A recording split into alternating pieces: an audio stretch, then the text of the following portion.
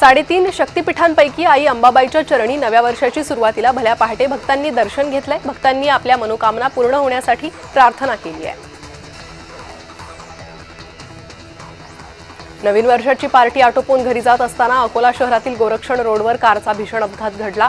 भरधाव कारचं नियंत्रण सुटल्यानं झाडाला जोरदार धडक दिली।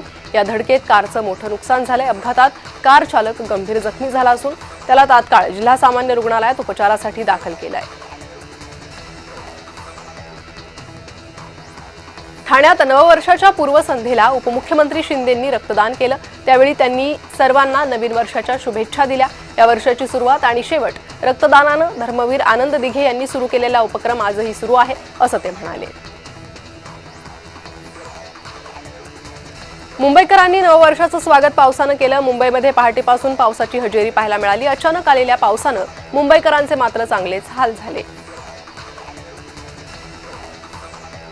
मुंबईतील मरीन ड्राईव्हवरून सरत्या वर्षाचा शेवटचा सूर्यास्त पाहायला नागरिकांनी गर्दी केली होती। अरबी समुद्राच्या साक्षीनं मावळत्या सूर्यासह 2025 वर्षाला निरोप देण्यासाठी नागरिकांनी मित्रपरिवार कुटुंबासह मरीन ड्राईव्हवर गर्दी केली होती।